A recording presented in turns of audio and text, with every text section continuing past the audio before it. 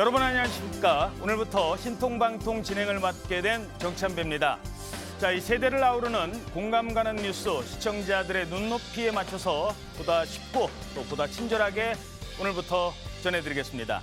자, 먼저 조간으로 보겠습니다. 조간 사진으로 본 오늘의 주요 뉴스 조선일보 일면 사진입니다. 자, 먼저 이게 무인 정찰기죠. 장난감 같던 북한의 무인기가 이젠 장난 아니다. 북한 열병식에서 트럭에 실려가던 최신 무인기입니다. 위에서 촬영한 모습, 과거 모습과 또 비교를 해봐도 상당히 다른 걸 알 수 있죠. 자, 화면 왼쪽이 과거에 2014년 경기도 파주에서 추락했던 무인기입니다. 이때는 정말 장난감 같았습니다. 하지만 오른쪽은 크기부터 다르고 또 성능도 훨씬 좋아졌다는 분석입니다. 자, 신형 무인기의 등장 잠시 뒤에 전해드리겠습니다. 다음 사진 보시겠습니다.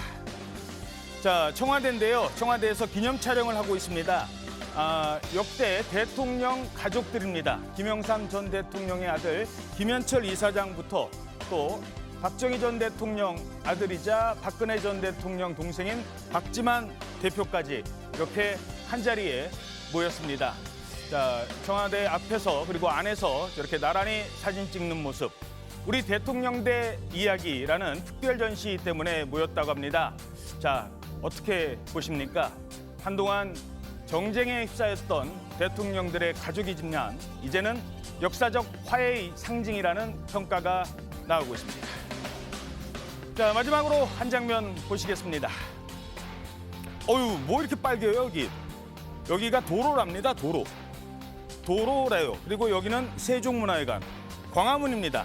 광화문을 열적외선 카메라로 찍었더니 폭염 경보까지 내려지면서 이렇게 바닥은 빨갛고 또 옆에 지붕도 빨갛게 나오고 있습니다. 자, 계단, 거리 모두 오늘도 이 체감 온도가 35도라고 합니다. 뭐 이 정도 되면 덥다 수준이 아니죠. 그냥 뜨거워. 저분 보세요. 뭐 부채 갖고 되겠습니까? 자, 이런 소리가 절로 나오는 것 같습니다. 네, 오늘 신통방통은 이 같은 내용과 함께 대한민국의 오늘을 알 수 있는 다양한 소식 준비하고 있습니다. 자, 그럼 지금부터 대한민국이 잘 보이는 그곳으로 여러분과 함께 모셔다 드리겠습니다. 가시죠.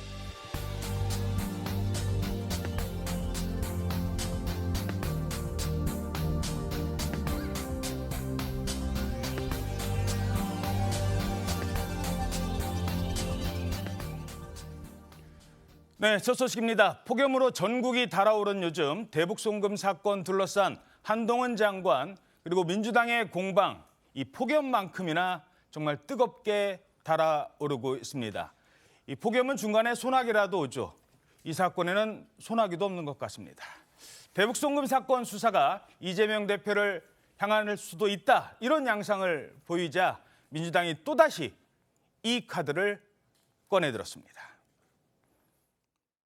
이런 거짓 진술을 강요받아 무리하게 또 억지로 꿰맞춰서 이재명 대표를 엮으려고 하는 게 아닌지, 이제 그런 측면에서 이 쌍방울 수사를 담당하고 있는 수원지검의 그런 부분들에 대해서 조사도 필요하고. 네, 바로 쌍방울 사건, 지금 현재 수사하고 있는 수사팀의 검사 명단까지 공개를 한 겁니다. 뭐 지금 보면 부장검사, 부부장검사, 위에 차장검사, 검사장 포함해서 이렇게 4명은 명단이 이름까지 공개가 됐고요. 저렇게 조직도까지 그려서 공개를 한 겁니다. 자, 그런데 왜 이재명 대표나 이화영 전 부지사가 아닌 쌍방울을 수사 중인 검사들, 이 검사들을 공개를 했을까요? 최지연 기자. 예, 이재명 대표 입장으로서는 이화영 전 부지사 직접적으로 연관이 있는 인물이기 때문에 본인이 이재명 대표가 이화영 전 지사를 직접 거론하기 어려웠을 거고요. 예. 아마 지난 주말에 김성태 전 회장에 대해서 이재명 대표가 먼저 페이스북에 1차적으로 이 문제를 거론을 했었습니다. 그러고 나서 이제 민주당이 검사들 명단까지 공개하면서 나선 건데, 이 민주당의 주장은 김성태 전 회장의 주가 조작 의혹에 대해서 이른바 봐주기 수사로 일관하고 있다 이런 주장입니다.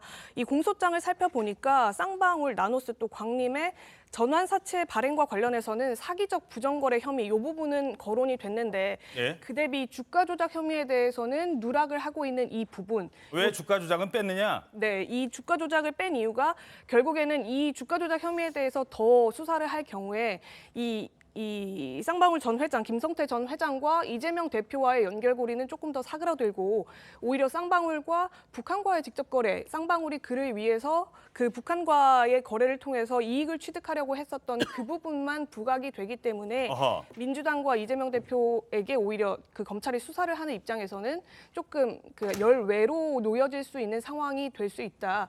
그래서 검찰이 다소 의도적인 수사 방향으로 이렇게 설정하고 있는 것 아니냐 이런 주장을 내놓은 거고요. 그 그렇군요. 연장선상에서 검사 명단을 공개한 거라고 볼 수 있습니다. 자, 글쎄요. 먼저 이 상황을 어떻게 봐야 될지 궁금한데 이게 처음이 또 아니에요. 최주영 기자. 지난 12월에도 한번 공개가 된 적이 있었어요. 예, 맞습니다. 지난해 12월에 이재명 대표에 대해서 수사 중인 검찰 무려 16명의 이름과 얼굴에 대해서 공개를 민주당이 한 바가 있었습니다. 바로 대장동 또 변호사비 대납 의혹 또 성남 FC 건을 수사하는 검사들에 대한 명단을 공개했었는데 예. 근데 또 이 명단을 수집하고 또 작성을 주도한 것이 이 대표 측 인사라는 말도 나왔었습니다. 아, 그래요? 예, 그래서 아마 이번 공개 역시 이 대표와 또 이 대표를 둘러싼 측근들 또 지도부의 지시나 생각이 반영된 행동 아니었을 것이냐 이런 얘기들도 지금 나오고 있습니다. 예, 그렇군요. 자, 검사 명단 공개에 대한 한동훈 장관 그리고 이재명 대표 간의 시각차도 분명한 것 같습니다. 이건 이재명 대표 개인의 형사 문제입니다. 개인의 형사 문제를 모면해 보려고 공당의 공식 조직을 동원해서 공직자들의 좌표를 찍고 조리돌림 당하도록 공개적으로 선동하는 것은 법치주의를 훼손하는 겁니다. 그게 왜 조리돌림입니까? 자신이 한 행위를 드러내는 것이 조리돌림이라고 생각하는 것 자체가 자신들이 한 행위가 부정한 행위임을 인정하는 거죠. 제대로 정당하게 했다면 자랑해야지. 자, 민주당의 명단 공개 벌써 두 번째입니다. 과연 이번 사안을 어떻게 봐야 될까요? 정치부 취재 경력 40년 대기자께 질문드리겠습니다. 어떻게 보십니까? 지난번에도 한번 그랬고요. 이번에 이제 두 번째인데, 자, 저기에 명단이 드러나면 흔히 뭐 어떤 사건을 수사하는 검사의 명단이 드러나는 적이 없어요. 그렇죠. 물론 기자들은 알죠. 누구누구가 수사를 하고 있다 하는 거지만 일반인에 드러나는 건 없고 지금 저 제목에 나왔듯이 바로 좌표 찍기라는 거죠. 예. 저건 무슨 얘기냐면, 자, 이런 사람들이 지금 그 김성태 전 회장을 뭐 회유하거나 봐주기 수사를 하고 있습니다라고 일반 국민의 앞에 폭로한다는 인상을 주거든요. 예. 그러니까 검사들 입장에서는 이런 내 이름이 나가면 안 되는데 그래서 이제 압박감을 느끼도록 유도하고 있는 거죠. 그래서 좌표 찍기라고 하고 있는 것이고 저런 점들이 이제 검사들이 얼마나 압박을 받을 것이냐 하는 부분은 이제 저 효과와 관련해서 대단히 중요할 텐데 민주당에서는 적어도 이재명 대표는 저렇게 함으로써 검사에 대한 압박이 충분히 효과를 발휘하고 있다고 아마 판단했기 때문에 이번에 또다시 그렇게 하고 있는 것이 아닌가 하는 생각이 드는데 저 정도만 해도 그런데 제가 보기에는 아마 지난번에도 뭐 검사들이 그렇게 압박을 느꼈다는 여러 가지 보도는 없었거든요. 예. 이번에도 별로 성공할 것 같지는 않다 이렇게 생각합니다. 예, 옆에서 정미경 전 의원님께서 살짝 웃고 계셨는데 검사 출신이시니까 실제로 이 정도 되면 검사들이 압박을 받습니까? 아닙니까? 아니, 그러니까 압박은 받을 수 있어요. 왜냐하면 기분 나쁘고 보통의 경우라면 신경 쓸 필요가 없는 일들이 벌어지죠. 예. 왜냐하면 명단이 막 인터넷으로 돌아다니죠.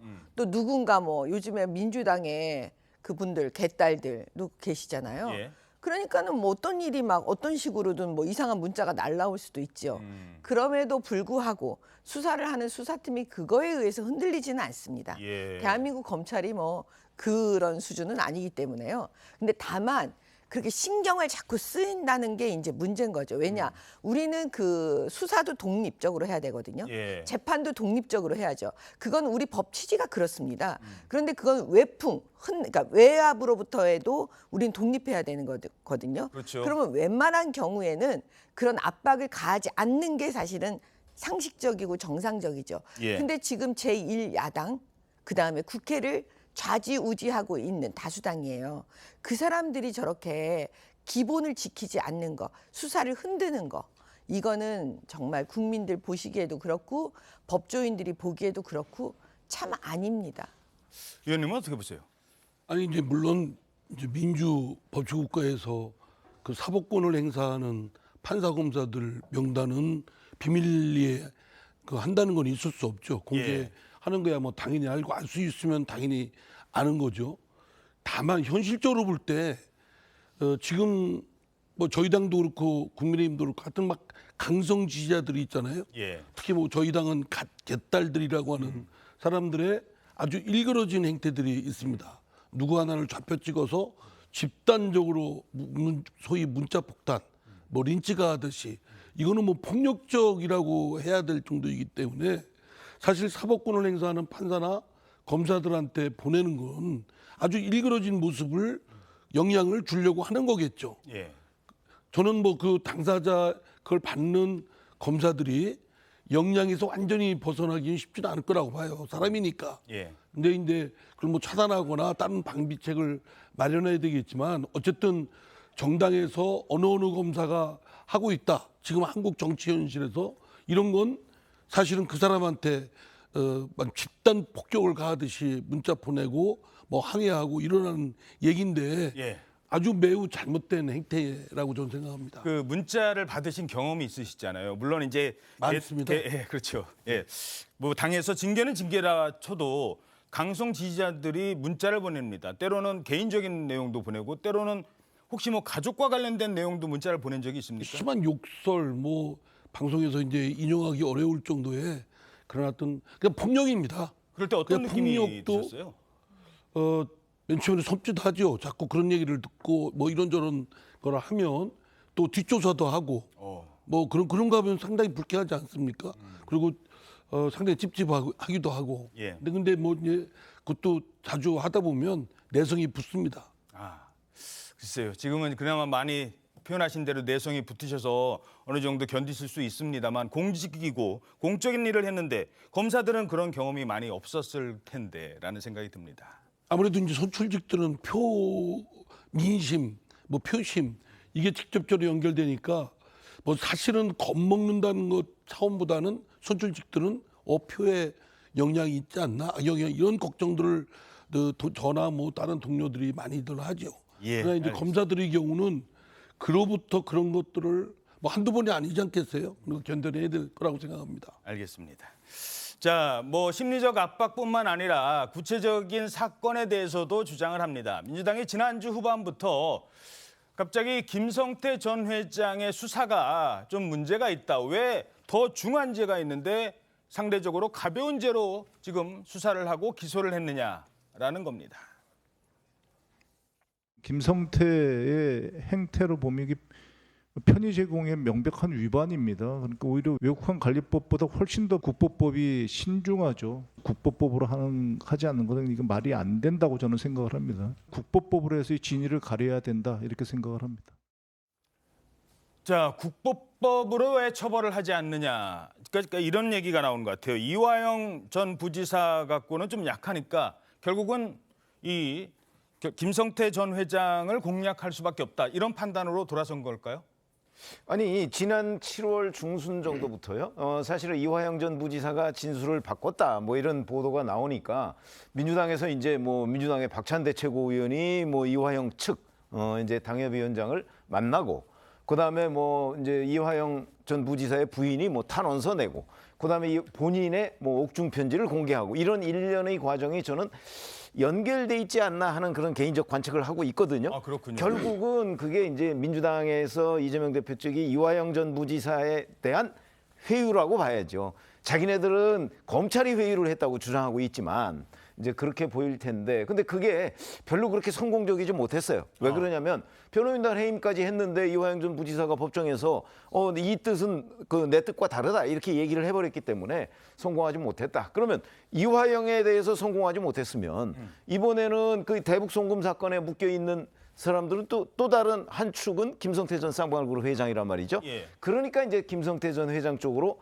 타깃을 바꾼 거죠. 물론 이화영 전 부지사를 포기하지는 않았을 거예요. 예. 그러나 그걸 계속되면서 일단 실패했기 때문에 김성태 전 회장 봐주기 수사 쪽으로 자 이게 김성태 전 회장을 봐줬기 때문에 지금 여기까지 왔다. 이런 문제 제기를 하고 있는 건데 뭐 저는 타깃 변경이라는 게 맞다고 생각을 합니다.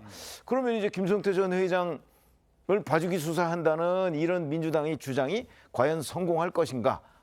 그런 부분이 이제 관심인데 저는 아마 저것도 성공하기 어렵다고 본다. 왜? 사실은 검찰은 검찰 나름대로의 수사 계획이 있는 거거든요. 예. 먼저 할 수도 있고 나중에 할 수도 있는 거 아니겠습니까? 예. 그런 차원에서 민주당의 저런 주장은 굉장히 정치적이다 이렇게 생각합니다. 예. 자, 그런데 이런 의문은 듭니다. 왜 지금 태도가 달라졌을까? 김성태 전 회장 수사가요, 이 뭐 재판이 어제 오늘 시작된 게 아니거든요. 과거에는 어땠을까요? 지금과 과거, 민주당이 바라보는 김성태 회장은 상당히 달랐습니다. 요 상임위 자리 기억하십니까? 김성태 전 회장을 뭐라고 불렀어요. 근데 그게 좀 맞나요? 라는 질문을 하기도 했습니다. 들어보시죠. 너무 이렇게 단정적인 표현을 쓰시는 게 많아요. 지금 김성태 회장 송환되기도 전인데 이 피의자에게 깡패라는 이 표현 써도 되는 겁니까? 저는 깡패라고 봅니다. 장관이 그렇게 말씀하셔도 되는 거예요? 그 사람이 그걸로 주가 조작에 관여하고 이런 부분도 이미 유죄 판결이 확정된 사람이에요. 그러니까 그렇다고 하더라도 장관께서 법무부 장관께서 그 피의자에 대해서 깡패다 그렇게 말하셔도 되는 거냐라는 제가 겁니다. 말씀드렸고요. 판단을 의원이 하시면 될 것 같습니다. 자, 처음에는 저렇게 김성태 전 회장의 호칭에도 뭐 나왔던 표현이니까 깡패를 깡패라고 부른 게 뭐가 문제냐고 하니까 뭐 깡패는 한 그렇게 꼭 부르셔야겠어요? 뭐 이랬잖아요. 근데 이재명 대표 지난주에 뭐라고 얘기했습니까? 검찰의 기소에 대해서 노상강도를 경범죄로 기소했다라고 했어요. 그럼 이번에는 노상강도잖아요. 깡패나 노상강도나 뭐 그게 다르지 않습니까? 하나 폭력범이고 하나 강도범이고. 근데 저는 순전히 이제 이재명 대표의 이익을 위해서 전략 전술을 따져보면 저게 도움이 될까? 왜냐하면 김성태 그 전 회장의 경우도 관련자이기 때문에 예. 저 사람으로부터 또 불리한 진술을 받으면 안 되잖아요. 그 유리한 진술을 계속 이끌어내려면 지금 그 김성태 전 회장을 공격을 해서 아니면 불리한 부분을 해서 그 이재명 대표한테 도움이 될까? 저는 사실 민주당 시각에서 좀 의문점을 갖습니다. 왜 그럴까? 국가보안법 김성태가 국가보안법 위반 아니냐라고 한다면 그게 이제 가정입니다만 그렇다 한다면 그 돈을 갖다 달라고 부탁했던 사람도 비슷한 처벌을 받는 거 아닌가요? 그래서 약간 그 법률적으로는 상당히 좀 혼돈스럽습니다. 예. 왜 그럴까라는 점에 그 잘 납득이 안 되는 부분이 있는데 예. 예, 알겠습니다. 아무래도 이 뭐 같은 민주당에 계시니까 전략적으로 그렇게 판단을 좀 하도록 하겠습니다. 네. 아니 그러니까 이제 자충수가 될 수도 있다는 얘기죠. 그렇죠. 예. 잘 아시다시피 사실 그 이 이재명 경기도지사의 방북 비용 대납 예. 이게 아직 명확하게 지금 드러나 있지 않잖아요. 그렇죠. 근데 많은 언론 보도에서는 이화영 전 부지사가 그런 부분을 검찰에 지금 진술을 했다는 언론 보도가 굉장히 많거든요. 예. 나중에 물론 옥중 편지를 통해서 부인하긴 했지만 예. 실제 지금 재판부에 그 진술이 나가 있을 수도 있어요. 예. 재판부에. 그렇게 되면 나중에 만약에 이게 국가보안 민주당의 주장대로 국가보안법이라고 한다면 이재명 당시 경기도지사도 공범이 되는 것 아닌가 하는 그래서 자충수가 아니냐 예. 뭐 이런 지적이 지금 언론에도 많이 나오고 있는 그렇죠. 그러니까 정미경 최고위원님 그러니까 예를 들어서 한 사람이 돈을 준 사람이 제일 큰 중한 죄를 짓겠죠. 하지만 야, 돈 좀 갖다 줄래라고 부탁한 사람도 주범, 종범 또는 공범의 관계가 될 수도 있는 거잖아요. 지금 일단 이재명 대표가 왜 노상 강도라고 했는지 아세요? 왜 그랬을까요? 그거는 뭐냐면 본인은 아무 상관이 없다. 이 대북 송금 사건에. 아하. 그냥 강도가 강도짓 했는데 나하고는 아무 상관이 없다. 예. 지금 이 얘기하려고 노상 강도 했는데 사실 완전 엉뚱한 얘기를 하고 있는 거죠. 지금 말씀하신 대로 뭐냐면 돈을 준 사람은 지금 쌍방울 김성태예요. 네. 근데 그 돈을 진짜 북한한테 주고 싶었을까요? 누구를 위해 줬을까요? 그렇죠. 이재명 대표한테 준 거나 마찬가지잖아요. 아직은 모릅니다만. 예를 예. 들면요. 예. 왜냐하면 이재명 대표의 방북 대가를 줬다라고 하니까 그렇죠. 그러면 이재명 대표 그 말만 가지고도 북한 가는 사람은 이재명 대표입니다. 적어도. 그렇죠. 그러면은 북한에서 요구할 때 돈을 이재명 대표한테 요구해야 되는 거잖아요. 원래는. 예. 근데 이재명 대표가 그거를 직접 주거나 아니면 누구 시켜서 주거나 근데 그걸 쌍방울 김성태에서 시켜서 줬다라고 검찰은 보고 있는 거예요. 그렇죠. 그런데 지금 노상 강도를 얘기하는 건 무슨 얘기냐면 그런 거랑 자기는 아무 상관이 없고 그냥 김성태가 혼자 노상에서 강도한 사건이다. 이렇게 퉁치고 가려고 하는 겁니다. 네, 물론 아직까지 재판 과정에서 또 수사 과정에서도 밝혀지지 않은 부분이 있기 때문에 그런 혐의점으로 검찰이 수사를 하고 있고 관련자들 진술을 받고 있다는 점 말씀드리죠. 자, 민주당과 한동훈 장관은 이 갑작스러운 이화영 전 부지사의 진술 번복을 두고도 주말에도 쉴 새 없는 공방을 이어가고 있습니다. 수사 중인 사안에 법무부 장관이 단정적으로 혐의를 규정하고 정치 공세의 선봉장을 자임하고 있으니 기가 막힙니다. 한동훈 장관은 법무부가 아닌 무법부 장관입니까? 자기 편이 한 불리한 진술을 뒤집어 보려고 검찰청에 몰려가서 드러눕고 이건 권력을 악용한 최악의 사법 방해이자 스토킹에 가까운 행태라고 생각합니다. 자, 네. 이런 지대한 공방 언제까지 이어질 거라고 보십니까? 저거는 이 사건이 끝날 때까지 그러면 수사만 끝나면 괜찮으냐? 아마 재판 때까지 이어질 가능성이 전 대단히 높다고 봐요. 아, 재판에서 또 지금 현재도 이화영 전 부지사 재판이 이루어지고 있는데 그걸 놓고서도 지금 뭐 회유를 했다는 둥 뭐 그 이미 기소를 했는데 왜 자꾸 이화영 전 부지사를 매일같이 불러서 수사를 하느냐 뭐 이런 여러 가지 공방이 있거든요. 예. 그러니까 이거는 아마 그 검찰 수사가 끝날 때까지는 훨씬 심하고 만약에 재판으로 또 넘어간다고 하더라도 끝나지 않을 것이다 이렇게 생각합니다. 예. 네, 이제 저는 그 한동훈 장관의 저 말이 예. 국민의힘에서 뭐 대변인이든 국민의힘의 뭐 당대표든 의원이 얘기했으면 그건 뭐 그럴 수 있다고 생각됩니다. 짚을 얘기를 했다. 예. 뭐 일정 부분 그런 빌미도 제공한 측면도 있고 근데 그걸 법무장관이 하면 그건 매우 부적절하죠. 아하. 법무장관은 사건을 수사할 때도 검찰총장을 통해서 개별적 사건에 대한 수사지휘를 할 수 있는 것이고 예. 법무장관은 헌법과 법률에 가장 투철하고 충실해야 되는데 그 헌법과 법률의 가장 기본 정신이 뭡니까? 무죄 추정의 원칙이거든요. 거증 책임은 검사가 지고 예. 이런 거를 본인이 앞서 수범해야 될 법무장관이 아예 유죄 간주, 그러니까 혐의만 이재명 놓고 대표니 단정해서는 안 된다. 등등은 유죄를 아주 거의 낙인 찍듯이 하고 그거에 대해서 관련자들이나 민주당 의원들이 하는 건 말하면 증거인멸이나 뭐 등등 이런 걸 하는 것으로 지금 정치적 공세를 같은 언명을 하고 있잖아요. 그러니까 이런 언명은 법무장관으로서 해서는 안 될 일이라고 생각합니다. 예. 아니 조금 그 논점이 좀 저는 달리 봐야 된다는 게요. 어허. 법무부 장관이 지금 수사 지휘를 하고 있는 게 아니고요. 법무부 장관의 역할 중에 하나가 뭐냐면 검찰 수사를 외부의 어떤 힘이 흔들 때 수사팀이나 수사를 흔들 때 그 외풍을 막아줘야 됩니다. 장관은. 그러니까 지금 한동훈 장관은 자기 역할에 굉장히 충실하게 하고 있는 거예요. 예. 왜냐하면 민주당이 지금 다수당으로서 막 흔들고 있잖아요. 수사팀을. 그러면 장관이 그거 안 막아주면 되겠습니까? 당연히 막아줘야죠. 알겠습니다. 근데 뭐 그 정도 가지고 흔들릴 일도 없을 테고 예, 예. 저는 법무장관이 하는 그 언어라든가 저런 내용들이 너무 과해요. 그러니까 이번 한 건만이 아니잖아요. 근데 지금 정도가 더 심해지고 있어요. 근데 예. 민주당이 너무 과하기 때문에 한동훈 장관이 그 과한 부분에 대해서 지적하다 보니까 알겠습니다. 과하게 되는 겁니다. 여기서 더 말씀하시면 그게 더 과해지는 것 같습니다. 네. 자, 민주당이 한동훈 장관만을 집요하게 물고 늘어지는데 무슨 이유가 있을까요? 글쎄요, 어떻게 보시는지요? 이런 가운데 지금 쌍방울 대북송금 사건과 관련해서도 새로운 인물이 등장을 합니다. 뭐 이화영 전 부지사 진술 번복, 뭐 그게 사실인지 아닌지 밝혀지겠습니다만 그 이화영 전 부지사 말고도 수행비서도 진술을 바꿨다 이런 얘기가 나오고 있어요.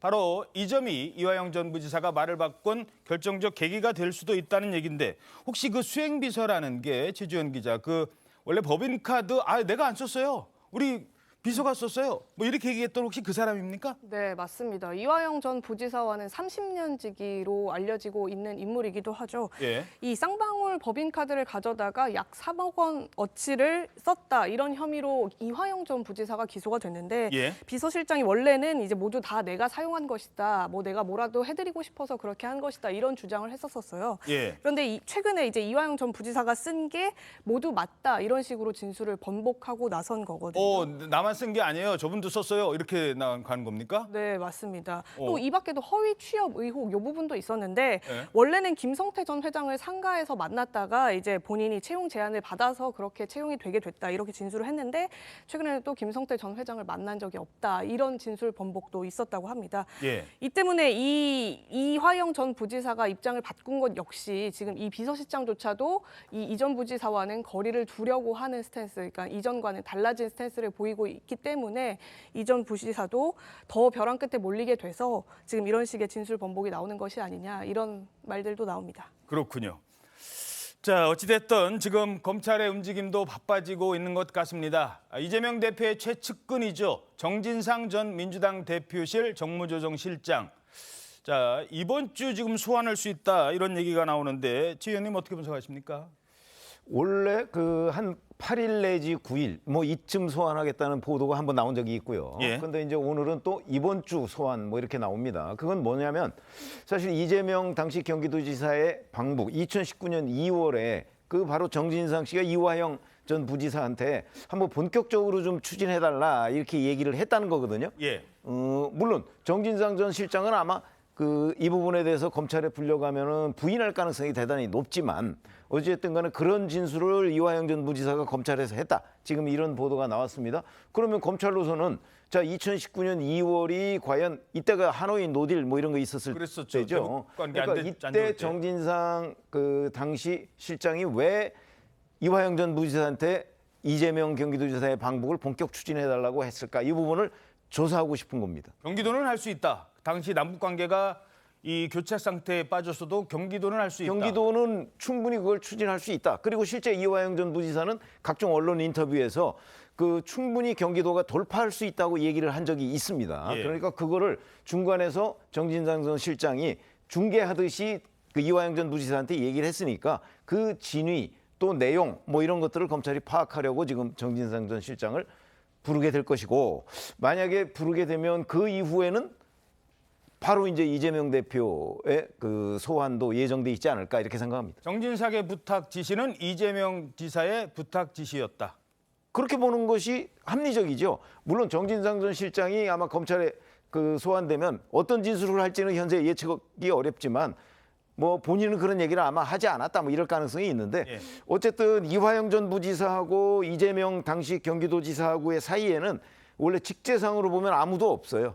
예. 그러나 정진상 씨는 그 중간에 끼어들 여지가 있는 거죠. 그렇죠. 그래서 불러서 조사를 하려고 하는 예. 것으로 보입니다. 물론 김용 부원장 같은 경우에는 재판 과정에서 부인을 했고요. 뭐 대질 조사하겠느냐 했더니 그 김성태 전 회장은 하겠다 했는데 김용 부원장은 안 하겠다 또 이렇게 얘기를 하기도 했습니다. 자, 이러면서 지금 민주당 지지율 잠깐 볼까요? 지지율이 좀 심상치 않다.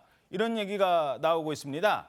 자, 지금 보시면 거의 뭐 20%대까지 떨어졌다는 분석이 나오고 있어요. 지금 국민의힘 지지율과 물론 오차 범위에 있습니다만 6%포인트를 지금 보이고 있거든요. 지금 민주당 분위기 뭐 잠시 뒤에 잠깐 질문 드리겠습니다만 명락회동도 있었는데 지금 민주당 분위기 지금 어떻습니까?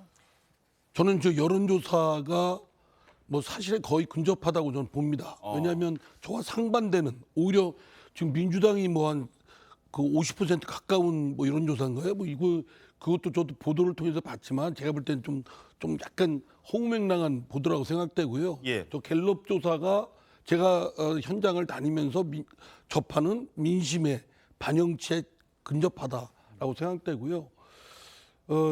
저희 당은 뭐 일정 부분 걱정하는 의원들도 있지만 예.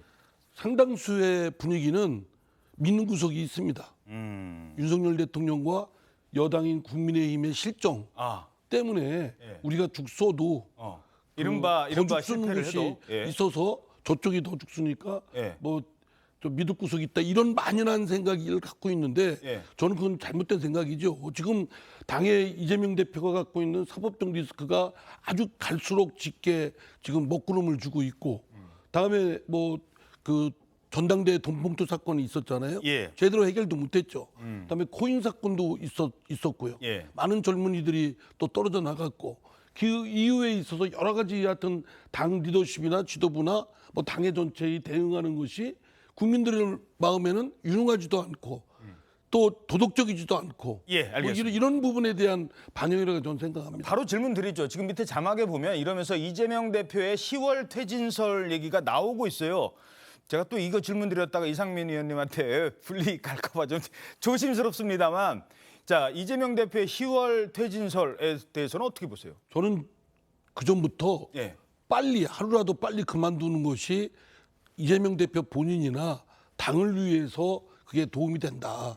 왜냐하면 뭔가 이재명 대표의 사법적 리스크는 본인의 개인 영역에서 생긴 문제를 당이 지금 온통 뒤집어 쓰고 있고 당에 또 많은 의원들이 나서고 있잖아요. 예. 방탄정당, 내로남불, 위선적 이런 것들이 뒤집어 쓰고 있는 것을 끊어내려면 이재명 대표가 빨리 퇴진해야 된다는데 저는 10월 설이 있지만 뭐 그건 제가 볼 때는 별로 그렇게 현실적이지는 않습니다. 현실적이진 않고 분위기로 볼 때는 예. 그러나 빨리 그만둬야 된다고 생각을 하는데 이른바 마지노선이라고 하죠. 표현이 좀 그렇습니다. 뭐 언제까지나 내년 총선을 위해서 이재명 대표가 거취를 표명해야 된다.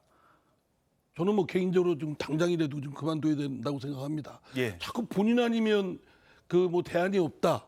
뭐 또는 그 뭐 저 이재명 대표 외에 다른 누가 있겠냐. 뭐 이런 당내 이런 의견들이 있는데 아니 공당에서 무슨 대안부제가 없다는 게 말이 되겠습니까? 예, 알겠습니다. 물론 지금 말씀은 이상민 의원의 개인적인 의견이라는 점 말씀드리죠.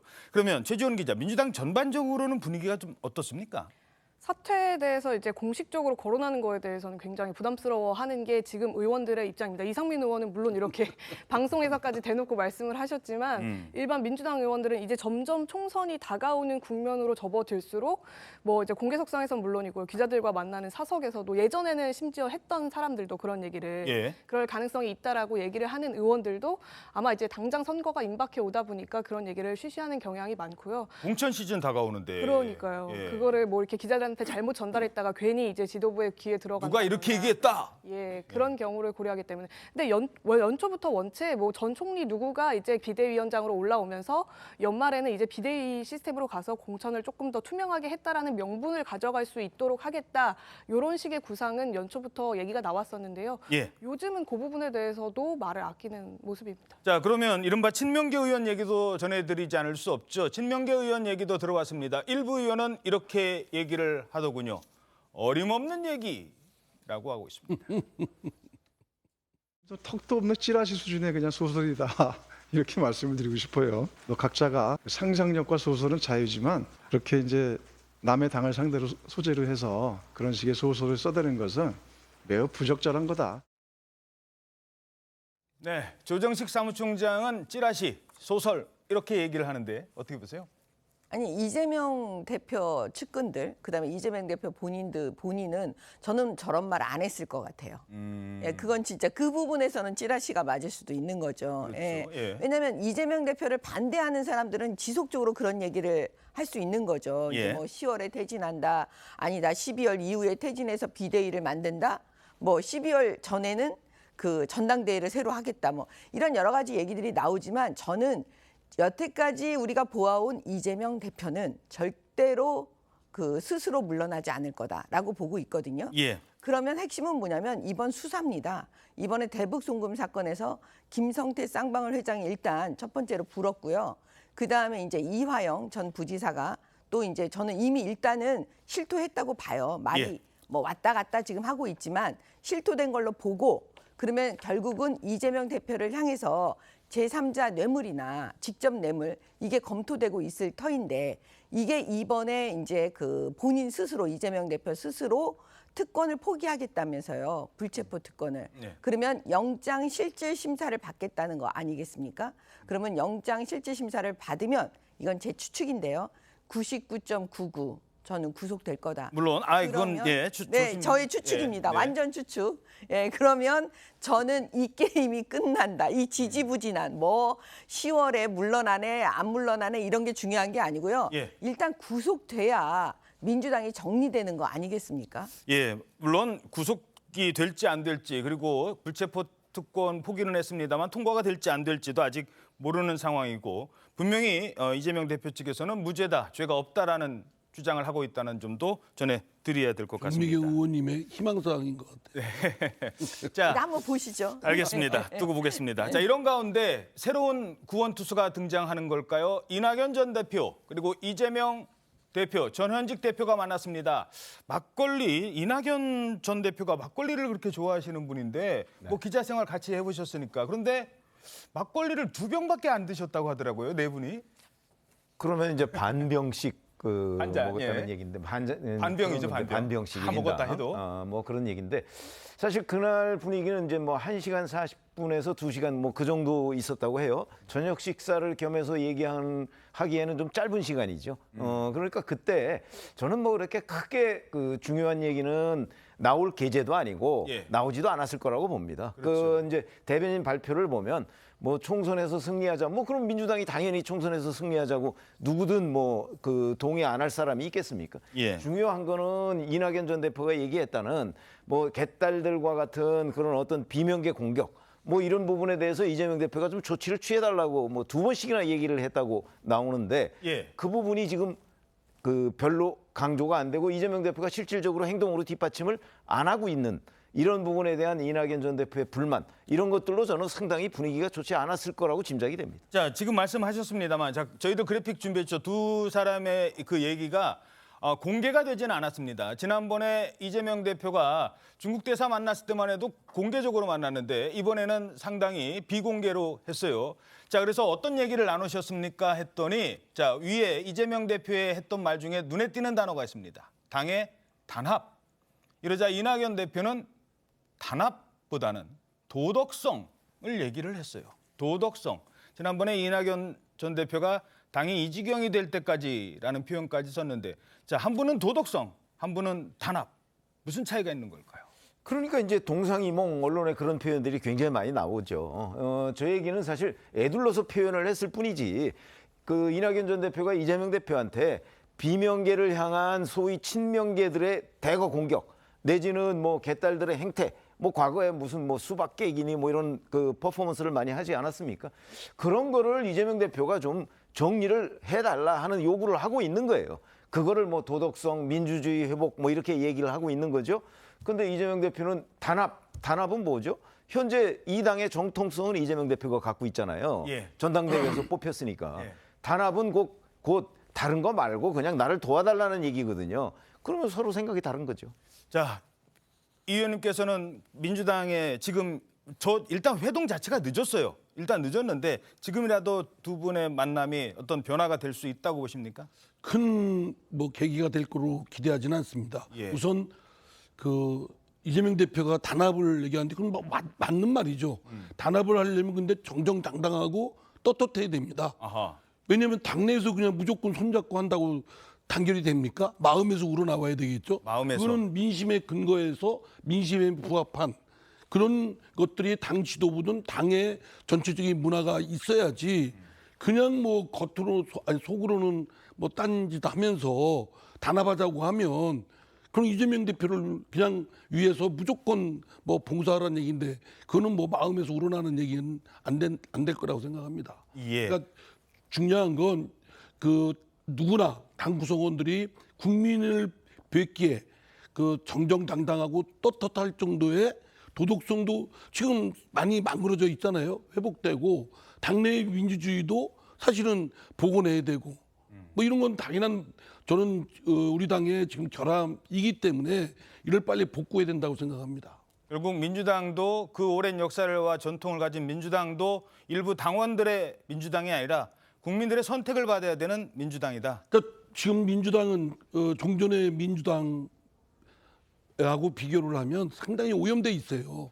그러니까 지금 민주당 당원들이 국민을 보고 자신이 스스로 자족감이 들 만큼 떳떳하고 당당해야 되지 않겠습니까? 알겠습니다. 그것이 안 되고 그냥 무조건 단결하자는 건 그냥 헛구호다라고 생각합니다. 알겠습니다.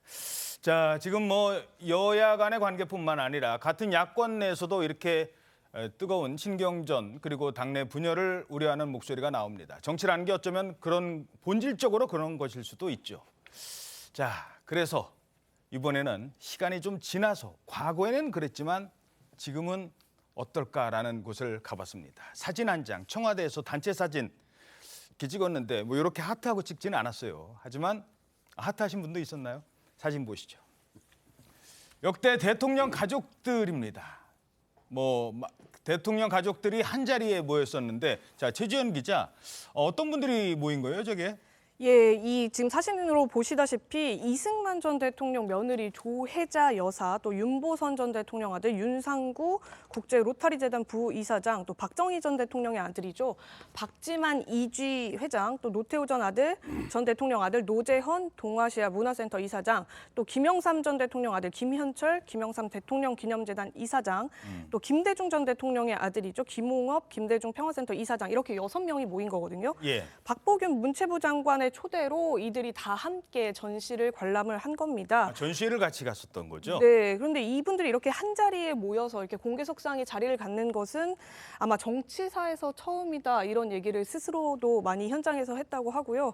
또 한 인사는 자학과 부정의 대통령 역사관에서 벗어나서 통합과 근정의 대통령 문화를 다지는 이 계기가 되도록 노력을 하겠다, 이런 말도 남겼다고 합니다. 예. 이 참석자들이 그 자리에서 공통적으로 언급한 건 다름 아닌 통합과 화합, 이 부분인데 아무래도 헌정사상 처음이다 보니까 그 부분이 더 강조가 됐고요.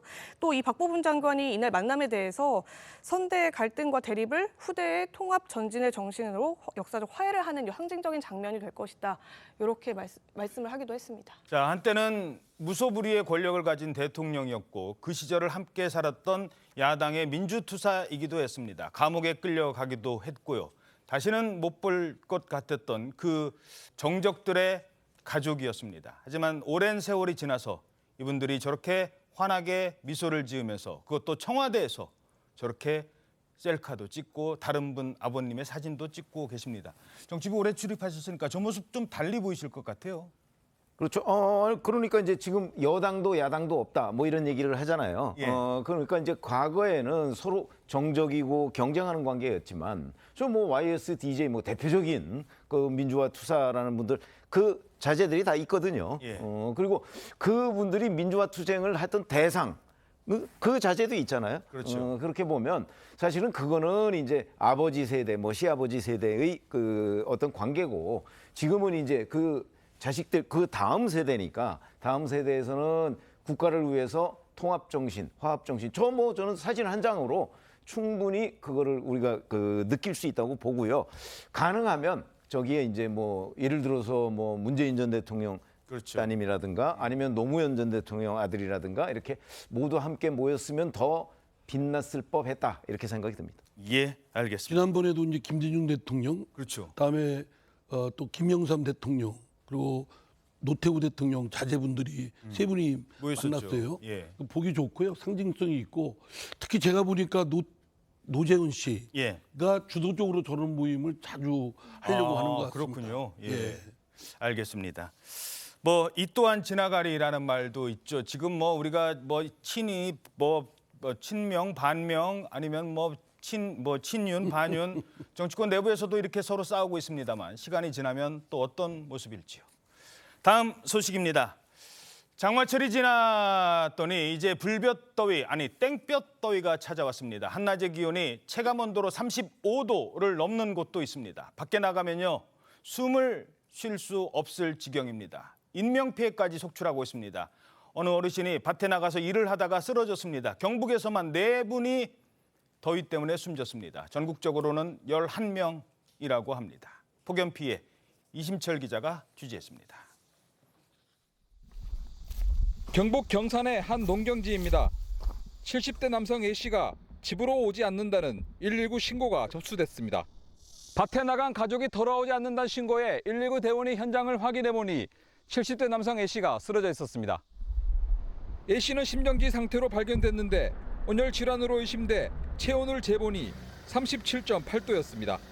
체온이 높게 측정돼가지고 저렇게 병원을 이송했습니다. 일단 심정지 상태였기 때문에 심정지에 준해서 처치를 하고.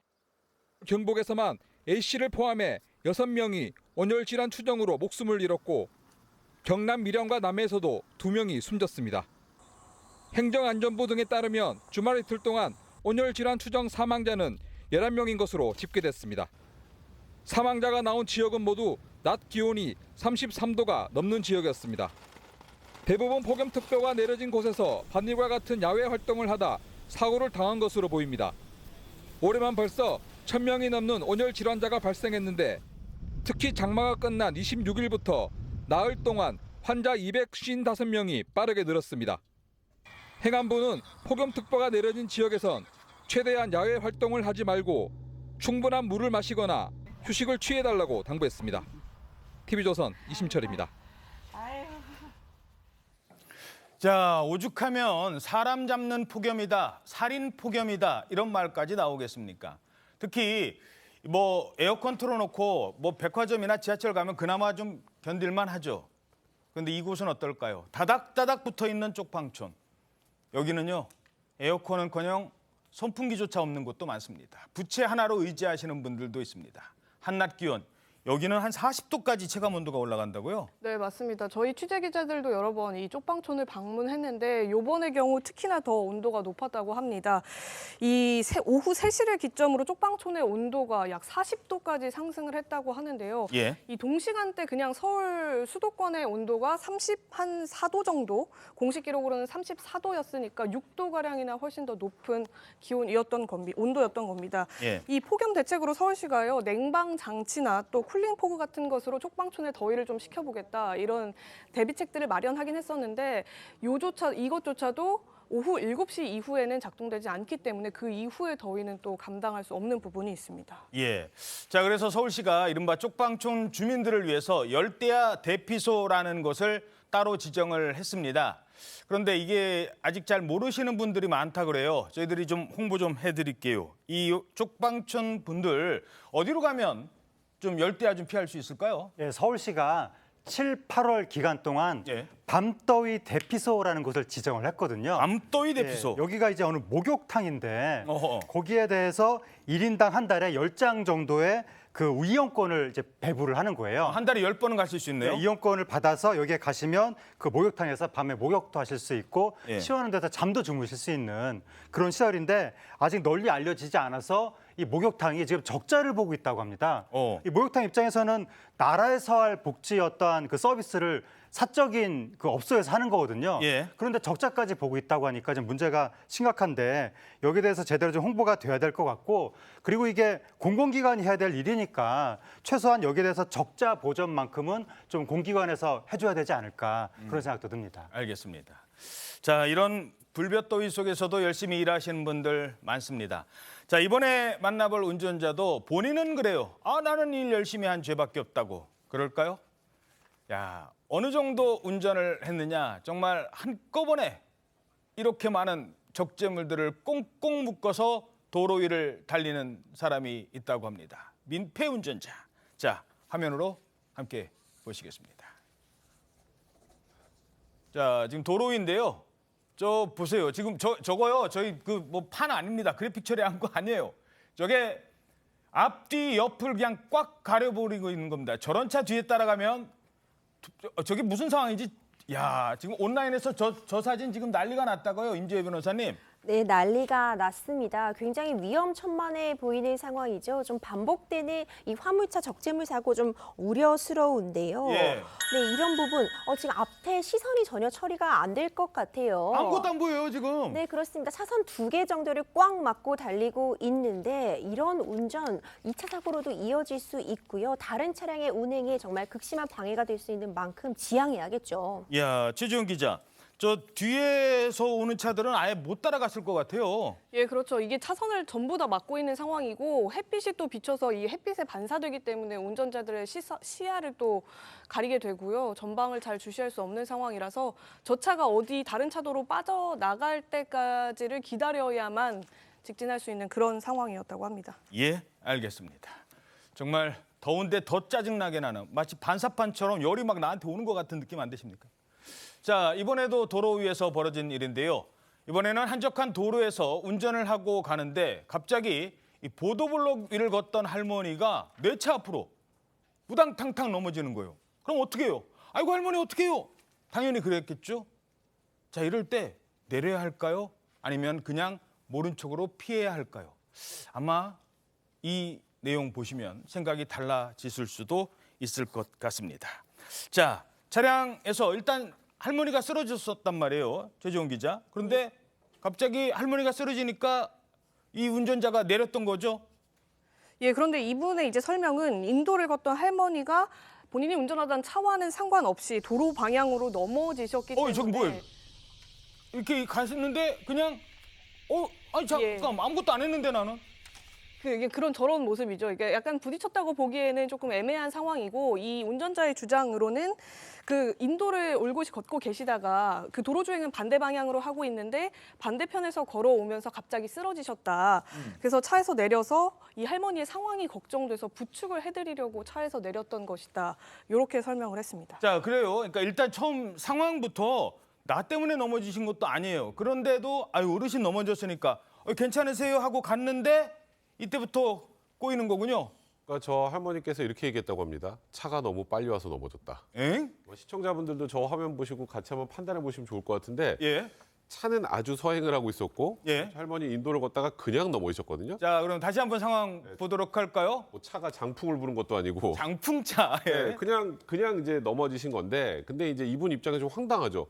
내가 나한테 책임을 지라고 하니까. 그러니까. 다행인 건 이제 목격자였던 한 행인분이 차랑 전혀 상관없이 넘어지신 거다 이렇게 얘기를 했고 또 경찰까지 왔습니다.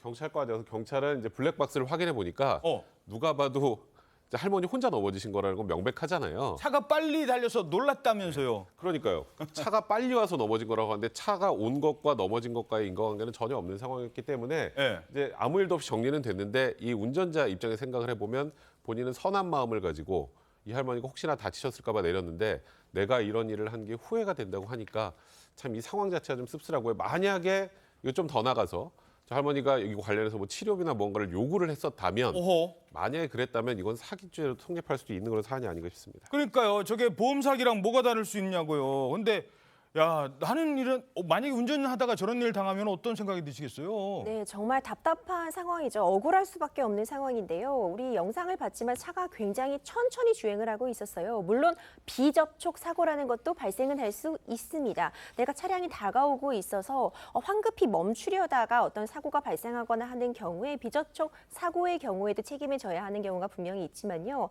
이번 사안 같은 경우는 영상에서 보시면 확인이 되시는 것처럼 차량은 정말 선의로 넘어지신 할머니를 도와주시려고 한 게 영상에서도 확인이 되거든요.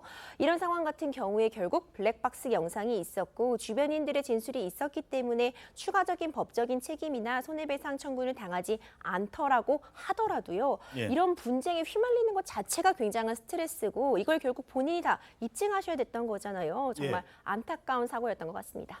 이게요, 이번에만 있었던 게 아니에요. 전에도 비슷한 일이 하나 있었는데요. 그때는 아예 치료비까지 물어달라고 했답니다. 얼마나 떨어져 있었느냐? 저기 있었다니까요. 화면 보시죠. 자, 이분이에요. 저기서 달려오는데 저 할머니 자전거 타고 가시다가 아이고 넘어지셨어요. 근데 이 넘어지신 게 저 오는 저 차 때문이라는 겁니다. 부딪히지도 않았는데 당시 치료비가 12주 진단을 받아서 2,250만 원을 부담해야 했다고요? 예, 작년 3월 22일에 발생한 사건인데요. 경남 밀양시에 제한 속도 시속 30km 구간인 사거리였었거든요. 예. 근데 저 운전자가 시속 42km로 진입을 한 거예요. 42km. 예, 조금 이제 넘은 거죠. 그 살짝 제한을. 넘어섰죠. 예. 그러면서 황색 신호 상태였었는데 저 운전자가 사거리에 진입했을 때 7.2m 떨어진 거리에서 할머니가 자전거를 타다 넘어졌는데 예. 골절상을 당한 겁니다. 전체 12주가 나왔는데 그것 때문에 운전자가 할머니 치료비 2,250만 원가량을 부담했었습니다. 예, 운전할 때는 뭐 신호도 지켜야 되고 사람도 잘 봐야 됩니다만 저런 분 만날 거라고는 어떻게 생각을 했겠습니까? 자, 다음은요. 지난 주말에 모두를 깜짝 놀라게 했던 한 현직 판사와 관련된 소식입니다. 현직 판사가요. 성매매를 하다가 딱 걸렸대요. 뭐 그런데 딱 걸렸는데 언제 걸렸느냐? 평일에 대낮에 근무 시간에 성매매 했다고 합니다. 아니, 판사가 성매매를 했어요? 예, 말씀하신 대로 이 현직 판사가 검찰에 불구속 송치되는 일이 발생했는데 송치 이유가 바로 평일 대낮에 성매매를 하다가 적발이 됐기 때문입니다. 지난달 22일 오후 4시쯤에요. 오후 4시? 예, 대낮이죠. 서울 강남의 한 호텔에서 조건 만남 어플리케이션을 통해서 이 30대 여성 B 씨와 성매매를 한 혐의로 붙잡힌 겁니다. 예. 이 경찰이 같은 날 오후 6시쯤에 이 호텔방에서 B 씨를 붙잡았고요. 어허. 현장을 떠난 A 씨 판사의 신원을 특정해서 입건을 하게 된 경우입니다. 아니, 그러니까 오후 4시면 다른 판사님들 지금 막 재판 한참 할 때 그때 아니에요? 2시 재판이면 4시까지도 가던데? 네, 맞습니다. 가뜩이나 평일이고 또 오후 4시 대낮이잖아요. 그래서 다들 근무 시간에 성매매를 한 것이냐 이런 비판이 더 나오는 건데 이분 같은 경우에는 서울 호텔에서 성매매를 했는데 원래는 근무지가 아닌데 서울에 이 업무와 관련한 출장을 와 있었던 상황이었다고 A 판사가 직접 진술을 한 것으로 알려졌습니다. 예. 이 법원에서는 이 해당 판사에 대해서 8월부터 형사재판에서 배제하고 상황을 조사하고 있는 조치를 취하고 있다 이렇게 설명했습니다. 자, 글쎄요. 그런데 그렇다면 이 판사님이요.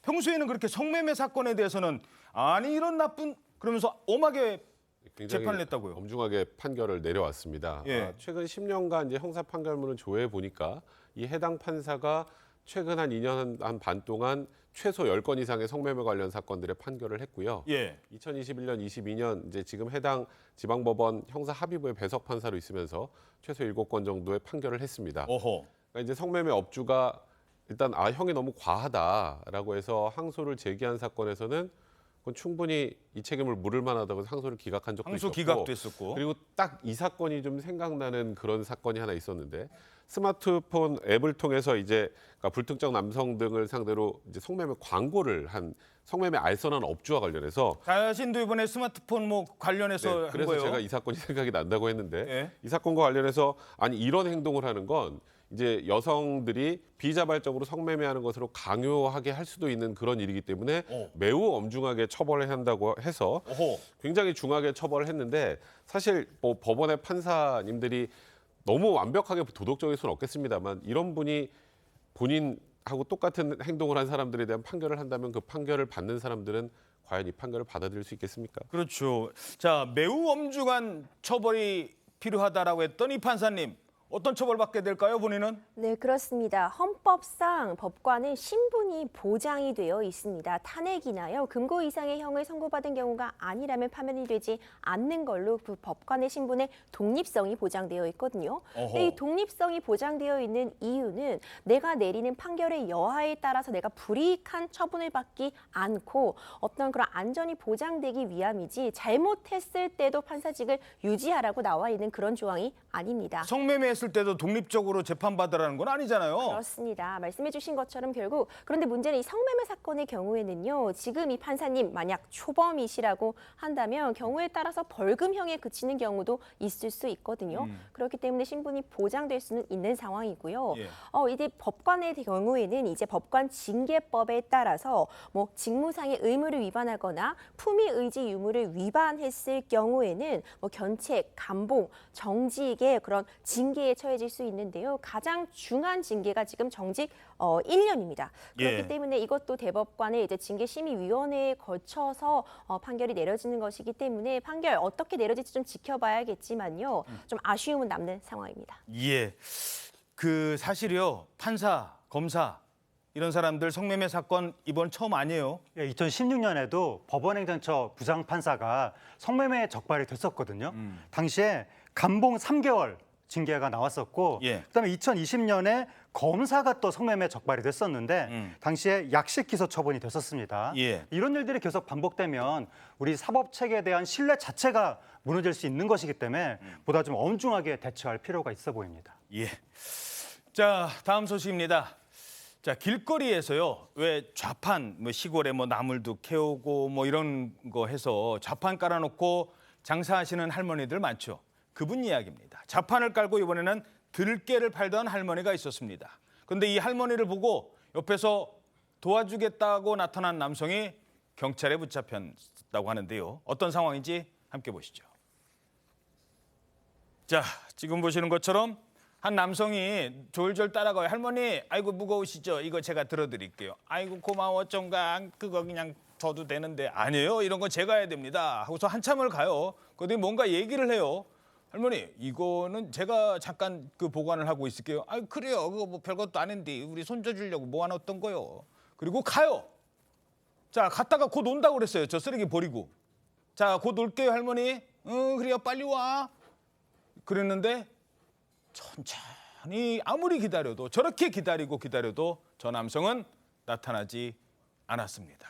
야, 이거 뭔가 심상치 않은데요. 어떤 상황입니까? 이게 지난해 11월에 충북 청주에서 벌어진 일인데요. 지금 영상 설명해 주셨듯이 60대 남성이 들깨를 팔기 위해서 나온 할머니 수레를 보신 것처럼 대신 끌어주기도 하고 또 할머니의 들깨를 잡아서 본인의 처제한테 대신 팔아달라고 부탁을 좀 해보겠다. 이렇게 얘기를 하면서 이 자루를 들고 떠난 겁니다. 이 할머니는 당시에 자기를 도와준 이 남자의 말을 듣고 철석같이 믿은 상황에서 골목에 앉아 계속 기다렸는데 이게 팔아서 돈을 갖고 오겠다고 한 이 남성이 계속 기다려도 오지를 않았고요. 30분이 지나서야 이제 본인이 속았구나 이 사실을 깨닫고 경찰에 신고를 했습니다. 또 신고받은 경찰은 CCTV를 통해서 남성의 동선을 즉각적으로 파악을 저렇게 했고요. 뭐 식당을 드나들고 왔다 갔다 주변을 움직이는 모습을 포착을 하면서 잠복 근무를 벌인 끝에 결국에는 저 60대 남성을 잡을 수 있었다고 합니다. 그 어려우신 할머니가 그 손자들 용돈 좀 주겠다고 몇 푼 벌겠다고 들깨 시골에서 열심히 농사 지어가지고 팔고 있는데 그걸 가져갑니까? 사실 이게 도와준 게 아니잖아요. 할머니, 할아버지 이렇게 당한 분이 한둘이 아니라고요. 이제 피땀 흘려 만든 그 농산물을 이런 식으로 지금 훔친 사례가 많다고 합니다. 그러니까 이 남성이 작년 9월 15일부터 10개월에 걸쳐서 전국을 돌면서 노인들한테 접근을 했다고 하는데 그래서 고춧가루, 들깨, 두릅 이런 농산물들을 훔쳤고 그리고 또 자영업 하시는 분들 식당에도 접근을 해가지고 단체 예약을 하고 음식만 받아서 달아나는 등의 수법으로 634만 원가량을 편취한 혐의도 받고 있습니다. 자, 참 저 남성 한두 번 해본 솜씨가 아닌 것 같아요. 지금 보시면 굉장히 자연스럽잖아요. 그러니까 보통 이제 사기 범행을 범하는 사람들도 이런 말하기 좀 뭐하지만 소위 본인들의 전문 분야들이 있습니다. 이 남성은 통상적으로 노인을 상대로 범행을 하고요. 그리고 이번 처음에 말씀드렸던 것처럼 전과 19범입니다. 전과 19범. 그리고 작년 8월에 출소했으니까 지금 뭐 누범 기간일 가능성이 매우 높겠네요. 근데 이 남성 제가 말씀드렸던 것처럼 노인을 상대로 범행을 범하는 이유는 일단 첫 번째 속이고 싶습니다. 속이고 싶어서? 속이기가 쉽다고요. 아, 쉽다고요? 아무래도 저렇게 조금 다정하게 접근하고 하면 노인분들께서는 그냥 아유 하면서 많이 믿어주시는 게 많단 말이에요. 만약에 범행이 발각되면 도망갈 때 잡을 수 있을까요? 못 쫓아오고. 못 쫓아오잖아요. 할머니 기억도 잘 못하시고. 그러니까 그런 여러 가지 것들을 고려해서 이 남성은 지금까지 대략 대부분 노인들을 상대로만 범행을 해왔던 거고 이제 이 남성은 뭐 죄명은 상습사기가 될 것 같고요. 전과 19범이었는데 전과 20범이 되겠네요. 예, 알겠습니다. 아니, 왜 어르신들을 그렇게 힘들게 합니까? 자, 이번에는 어르신들 좋아하는 가수 소식입니다. 이 노래를 부른 가수가요. 재판에서 아직까지는 현재까지는 이겼다고 합니다. 아빠처럼 살긴 싫다며 가슴에 대못을 박던 못난 나를 달래주시며 따라주는 막걸리 한 잔 따라주는 막걸리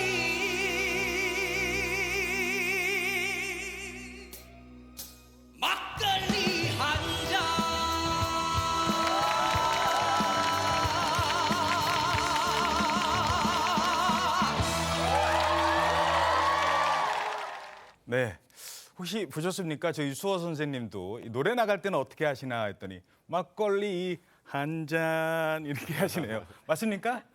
네, 맞다고 합니다. 고맙습니다. 자, 영탁 씨가 양조회사랑 무슨 소송을 벌였었는데 어떻게 나왔어요? 예, 이게 3년 만에 무려 판결이 난 건데요. 지난 2021년도에 시작이 된 사건인데 예천 양조가 지난 2020년에 영탁 명칭으로 막걸리 상표를 출원을 했었습니다. 예. 이때 가수 영탁 씨와 이제 딱 맞아서 모델 계약을 맺었고 계약이 1년이었는데 그게 지나서 이제 재계약 협상을 하려고 했으나 결렬이 되면서 2021년 6월에 계약이 종료가 됐죠. 예. 그 이후에 이 예천 양조 측이 영탁이 회사 성장 기여도와 또 상표권 사용료로 3년 동안 무려 150억 원을 요구했다. 이런 폭로를 내놓으면서 영탁 막걸리 이름에 대해서는 회장 이름과 또 탁주를 합쳐서 만든 게 영탁이지 이 가수 영탁과는 무관하다. 그러니까 이 이름을 계속 쓰게 해달라. 이런 소송을 냈던 적이 있습니다. 자, 그래서 1심 결과가 나왔죠? 예, 1심 결과는 이 상품 표지 사용 금지 등 청구 소송에서 원고 일부 승소 판결을 냈고요. 원고 일부 승소 판결? 예, 일부 승소인데 이 재판부에 해석한 바로는 이 표지가 영탁으로 표시된 막걸리 제품을 수입을 해서도 안 되고 이 영탁이라는 표지를 사용함으로써 일반인들과 거래자들 사이에서는 이 실제 가수 영탁과 밀접한 관계가 있는 것이 아니냐 이렇게 혼동할 여지를 안겨줬다. 그렇죠. 실제 매출에도 큰 기여를 한 정황이 있다. 이렇게 해석을 해서 일부 승소 판결을 내린 것으로 확인이 됐습니다. 그렇죠. 많은 분들이 영탁 막걸리로 알고 있는데 저 막걸리 먹고 맛이 없으면 영탁 노래도 좀 안 좋게 들리는 걸까? 뭐 그런 건 모르겠습니다만 어떤 의미가 있을까요? 그렇습니다. 이번 판결로요. 일단 영탁 씨의 승소, 일부 승소지만 손에 들어준 거라고 볼 수 있는데요. 예. 그런데 이제 막걸리 회사 측 예천 양조에서는 항소의 뜻을 밝힌 상황입니다. 아, 계속 쓰겠다? 그렇죠. 근데 저도 법조인으로서 이 사건이 굉장히 안타까운 부분이요. 우리가 앞서 우리 영탁 씨가 막걸리 한 잔 부르는 모습 봤잖아요. 네. 아침 시간이지만 지금 막걸리 한 잔 생각나시는 분들 정말 많을 것 같다는 생각이 들 정도로. 그래서 들에 나가서 일하기 전에 한 잔 딱 하시고 가면 좋죠. 네, 그렇습니다. 정말 맛깔나게 노래 표현 잘하셨어요. 결국 영탁하면 막걸리 한 잔이 떠오르고 그렇다면 막걸리 회사 측에서 영탁 막걸리를 출원함으로써 서로 정말 윈윈할 수 있는 상황이었거든요. 예. 근데 이렇게 소송전으로 비화되게 되면서 영탁이라는 브랜드 가치에도 지금 타격을 입고 있고요. 이러다 보면 영탁 팬분들 당연히 이 막걸리 또 안 드시고 싶을 거 아니에요. 예, 그건 물론 뭐 막걸리는 입맛에 따라 다른 겁니다만. 네. 그렇습니다. 그러다 보니 정말 윈윈할 수 있었는데 서로 좀 지지부진한 어떤 법적 공방 이어가고 있는 상황이고요. 예. 예천 양조 측에서는 이번 판결 받아들일 수 없다고 보고 있고 제품 출시를 준비를 완전히 하고 있는 상태에서 우연히 백구영 회장이 이 영탁 막걸리를 듣고서는 어떤 모델 계약을 체결한 그런 상황에 불과하다고 보고 있고 이 영탁이라는 이 상표법상 이 영탁이 브랜드의 보유자라고 볼 수도 없다는 취지로 지금 반박을 하겠다고 밝히고 있어서요. 예. 앞으로 최종 판결 결과까지 지켜볼 필요 있을 것 같습니다. 아니, 그러면 영탁 씨는 어떤 입장이에요? 영탁 씨 소속사에서도 입장을 냈는데 이번 판결에 경의를 표한다라고 하면서 예천 양조 측에서 이제 항소를 했으니까 거기에 대해서 다시 또 유감을 표시하면서 예천 양조 측은 이번 판결을 인정하고 이행해주기 바란다 그렇게 당부했습니다. 예. 게다가 영탁 씨와 양조회사 사이에 법적 분쟁이 또 있다면서요? 아까 처음에 나왔던 것처럼 2021년 6월에 계약이 종료되고 예. 일단 예천양조 측에서는 영탁 씨 측에서 3년 동안 150억이라는 좀 무리한 금액을 요구해서 재계약이 결렬됐다 이런 얘기들 아까 시작할 때 나오지 않았습니까? 그렇죠. 근데 그 당시 어떤 일이 있었냐면 그래서 대중들이 아니 이거 영탁 씨가 너무 많은 돈을 요구하는 거 아니야? 하면서 150억, 야 너무 많다. 굉장히 좀 영탁 씨에 대한 부정적 이미지가 많이 확산이 됐었습니다. 예. 근데 결론적으로 말씀드리면 영탁 씨 측에서는 아니 우린 그런 요구를 한 적이 없는데 오호. 갑자기 돈을 150억이나 달라고 하는 그런 약간 좀 돈만 밝히는? 네, 그런 가수인 것처럼 묘사가 됐기 때문에 이건 명백한 명예훼손이다. 그리고 이걸 기초로 해서 어느 정도 협박도 있었다라는 취지로 고소장을 냈는데 뭐 아직 결과가 나온 건 아닙니다만 영탁 씨 측에서는 경찰과 검찰에서 이와 관련된 내용이 사실이 아니라는 것이 어느 정도 확인이 됐다는 그런 입장을 내놓은 상황이라 이에 대한 나중에 결과도 좀 귀추가 주목됩니다. 알겠습니다. 자, 다음 소식입니다. 요즘처럼 더운 여름이면 생각나는 것 중 하나가 시원한 물줄기일 겁니다. 아, 진짜 아이들 보세요. 요즘에 막 그냥 이 광장에 나가면 그 분수에 막 뛰어다니잖아요. 어른도 그러고 싶다니까요. 가끔은. 옷을 못 벗어서 그렇지 아무 데서나. 자, 아마도 그래서 이런 공연이 성공한 것 아닐까 싶은데요. 함께 보시죠.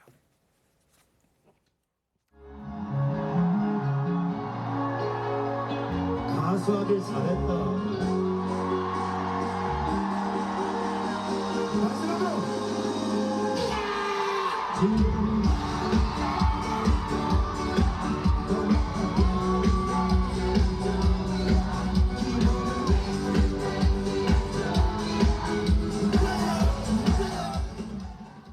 자, 싸이 흠뻑쇼. 근데 저 흠뻑쇼에 특별한 사람들이 초대됐었다고요? 예, 이 충남 지역에서 복무 중이라고 밝힌 한 병사가 지난 30일에 페이스북에 글을 하나 올리면서 이게 알려졌는데 예.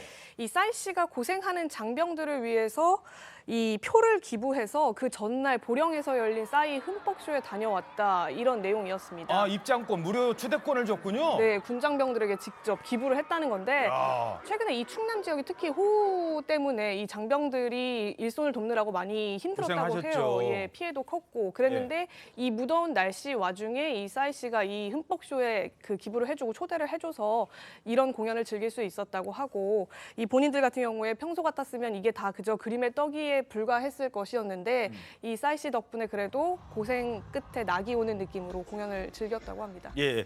자, 왜 그랬을까요? 지난번에 그 수해가 났었는데 싸이 씨가 그 인터넷 SNS에다가 날씨도 완벽이라고 했거든요. 수해 났는데 본인은 뭐 공연하느라고 미처 생각을 못했겠죠. 이제 뒤늦게 반성을 하고 그때 고생하신 분들, 그 수해 때문에 그 수해 현장에서 봉사하신 분들, 우리 장병들 고생하셨다고 그분들을 초대하기로 했다고 합니다.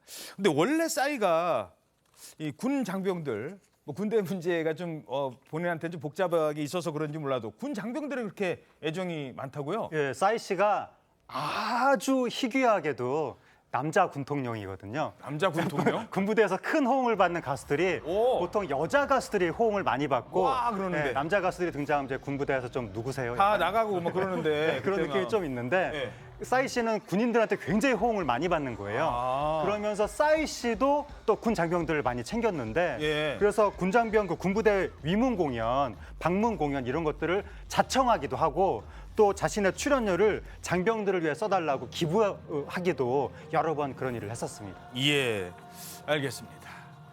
자, 다음은요. 여러분께서 오늘 놓치면 좀 아까운 소식 골라서 전해드리겠습니다. 조선일보 일면에 났던 사진이 하나 있는데요. 야, 북한이 또 무슨 꿍꿍이를 꾸미고 있는 걸까요? 북한이 며칠 전에 열병식 심야했었죠. 이때 새로운 무기 전략 무인 정찰기를 공개했습니다. 쉽게 말해서 무인기입니다. 사람이 안 타 있는데 공격한다. 과거에는 이렇게 작게 만들어가지고 좀 아무리 봐도 좀 표현이 좀 그렇습니다만 허접했거든요. 근데 그렇지가 않대요. 이제 장난이 아니래요. 그 장난감 같던 게. 게다가 이것과 닮아서 지금 말들이 많다고 합니다. 우선 어떻게 생겼는지부터 함께 보시죠. 세계 병기 발전사의 전무후무한 기적적인 위력을 갖추고 출현한 첨단화된 주체병기. 저 하나하나의 주체병기들은 조국 수호의 굳건한 기둥이며 이 당이 써나가는 위대한 전승사의 뚜렷한 증명이고 상징입니다. 야, 이 미국의 글로벌 호크와 외관이 아주 빼닮았대요. 얼마나 닮았는지 화면으로 함께 좀 보시겠습니다. 자, 지금 보시면 미국의 최첨단 정찰 무인기 글로벌 호크와 지금 오른쪽에 있는 건데요. 생긴 것부터 좀 비슷하잖아요. 고고도 정찰, 감시 정찰이 임무가 같습니다. 40m라고 지금 돼 있는데 저쪽도 한 40m 정도가 되는 것으로 추정이 되고 있습니다. 실제로 이 글로벌 호크와 같은 성능을 가졌는지는 모르겠습니다만 지금 저 정도 겉모양 정도는 된다는 거예요. 야, 북한도 설마 저 정도를 만들었을까? 지금 어떻게 전문가들은 보고 있을까요? 예, 다들 의아해하는 분위기인데 특히나 이 중국이나 러시아나 이란 같은 경우에도 이런 무인 정찰기, 가짜 무인 정찰기를 만들었다 이렇게 발표한 바가 있지만 외형까지 저렇게 똑같은 모습은 처음이었다고 합니다. 그래서 아마 이 북한이 미 제조업체 설계도를 해킹한 것이 아니냐 이런 지적이 지금 제기가 되고 있는데 이 한 미국 선임연구원에 따르면 북한은 그동안 전 세계 군수업체를 대상으로 사이버 첩보 활동을 통해서 필요한 정보들을 탈취해왔던 이력이 있고 있고 그렇기 때문에 아마 이번 무인기도 그랬을 것이다 이렇게 얘기를 했는데 아마 보신 것처럼 지금 외형은 다소 비슷해 보이지만 말씀하신 대로 뭐 엔진이나 뭐 레이더나 센서 같은 성능은 아주 자세한 성능 같은 부분에서까지 똑같이 복제하기는 힘들었을 것이다 이런 분석이 나오고 있습니다. 자, 우리 서울 상공을 또는 뭐 부산 상공을 대한민국 그 어느 곳이라도 저렇게 무인기에 실어가지고 와서 정찰을 하고 간다면 정말 심각한 문제가 아닐 수 없을 것 같습니다. 자, 다음 소식입니다. 지금요, 우리뿐만이 아니래요. 이 더위가. 지금 바깥에 벌써부터 매미 소리 들리시죠? 지구촌 전체가 가마솥이라고 합니다. 얼마나 더운지를 알 수 있는 사진이 하나 나왔는데요. 우리 지구가 이런 색깔이었나요? 뻘겋습니다. 지금 저 적도 부근에 저 아프리카, 중남미, 여기 뭐 인도, 뭐 대한민국, 저 밑에 남아프리카 공화국하고 몇 개 나라 빼고 남미 쪽 빼놓고는요. 죄다 빨개요. 야, 임 변호사님 오늘 더워서 에어컨 있는 차 타고 오셨죠? 저 정도로 덥습니까, 밖에? 네, 밖에 정말 덥습니다. 이른 네. 아침부터 더웠고요. 더운 지 한참 됐고 계속 더울 예정입니다. 왜 우리가 더위에 가장 강한 식물 그리고 물 없이도 사는 식물 하면 대표적으로 선인장. 선인장, 그렇지. 떠올리잖아요. 사막의 선인장. 그렇죠. 사막의 선인장. 아무리 땡볕에서 아무리 물이 없어도 선인장은 살아남는데 예. 지금 사진 나오고 있습니다. 예, 왜 저래요, 이제? 네, 미국 애리조나주의 이제 명물인 대형 선인장인데요. 이 더위에 강한 선인장조차도 지금 회색으로 말라붙어서요. 마치 늙은 고목나무처럼 변했습니다. 야. 이 애리조나가요. 하루 최고 기온이 29일 연속 43도가 넘었다고 합니다. 43도? 그렇죠. 그러니까 한 달가량 이 43도 불볕 더위가 계속되고 있는 건데요. 기온이 지금. 그렇죠. 최저 기온이 35도에 육박한다고 합니다. 그러다 보니까 선인장은 좀 사막이 서늘해지는 밤에 생명 활동을 하게 되는데 한밤중에도 폭염이 이루어지다 보니까 이렇게 말라 죽게 된 거죠. 그러니까요. 저 목욕탕, 온탕도 39도, 40도고요. 왜 열탕 어르신들 좋아하는 거 그 뜨거운 물도 42도, 3도예요. 공기 기온이 그 정도랍니다. 캘리포니아가. 그러니 선인장이 말라 죽을 수밖에요. 그런데 이 캘리포니아에 또 황당한 손님까지 나타났어요. 더울 때 딱 생각나는 거 뭐 에어컨도 있지만 시원한 물줄기 아까 싸이 흠뻑 조이기도 했는데요. 그렇죠. 사람뿐만 아니라 동물도 똑같습니다. 캘리포니아 쪽에는 이제 저택에 수영장이 딸려 있는 집들이 꽤 많은데 그 수영장에 이제 불청객들이 찾아와서 물놀이를 즐기는 건데요.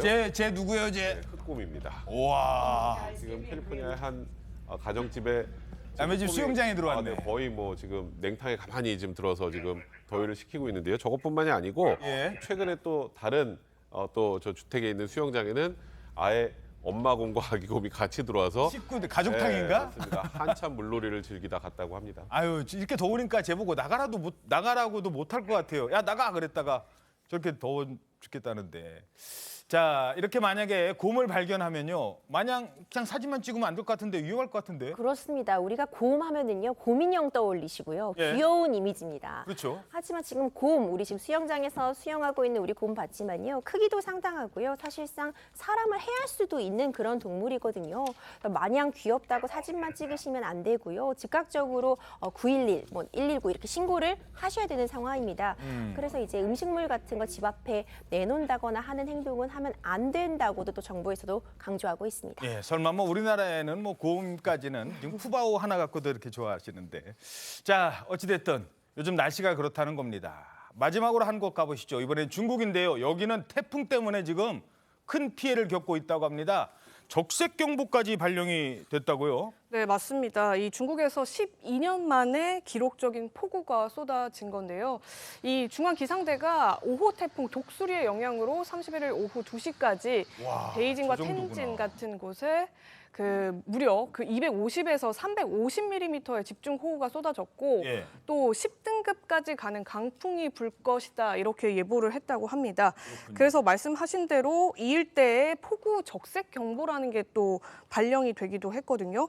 이 적색경보라는 게 지난 2011년 9월에 발령된 이후 무려 12년 만이라고 하고요. 또 태풍이 상륙한 또 푸젠성 일대도 있는데 72만 명이 넘는 이재민이 발생을 했고 또 농경지가 침수가 돼서 포함해서 93억 원이 넘는 경제적 피해까지 발생했다고 합니다. 보통 태풍이 뭐 일본이나 뭐 우리 동해상 쪽으로 많이 빠지는 경우가 있는데 이번에도 그렇게 예상을 처음엔 했대요. 근데 내륙을 저렇게 관통하면서 베이징까지 지금 큰 피해가 있습니다. 게다가 또 온다면서요, 지금? 네, 6호 태풍 카눈이 오늘 밤부터 내일 아침 사이에 중국 저장성 해안으로 갈 것으로 예보가 됐는데 그렇게 되면 1일부터 다음 달, 그러니까 오는 1일부터 3일 사이에 상하이 일대 비바람이 몰아칠 것으로 보여서 그러면 상당한 폭우가 또 있을 가능성도 있기 때문에 지금 걱정이 되는 상황이고 중국에 계속해서 기상 이변 때문에 많은 분들이 피해를 당하고 있는 것이 아닌가 그렇게 우려가 됩니다. 예, 알겠습니다. 자, 아까도 뭐 이 푹푹 찌는 더위 소식 전해드렸죠. 그런데 이렇게 더운 날씨에 애들은 뭐라고 하죠? 엄마, 나 어디 좀 데려다줘요. 뭐 그러잖아요. 근데 막 나가면은 다 돈이에요. 뭐 수영장 가도 그렇고 애들 한 2-3명 데리고 가면 한 돈 10만 원 넘게 날라갑니다. 이럴 때 가볼 만한 곳 저희들이 가성비 최고의 장소로 안내해드리겠습니다. 어디냐고요? 1분만 기다리십시오. 네, 정답은 멀리 가실 필요 없습니다. 바로 광화문 광장입니다. 저 광화문 광장에 분수놀이만 하는 줄 알았는데 자그마치 20m 길이의 물놀이장이 개장이 됐대요. 물놀이장. 그래서 이 물놀이장에 가시면 아이들이 뭐 특별한 요금 낼 필요도 없다고 합니다. 이 물놀이장에서 즐겁게 더위를 만끽할 수 있다고 합니다. 아이고, 저 아이는 저 지금 벌써 한 30분째 저러고 있네. 감기 걸려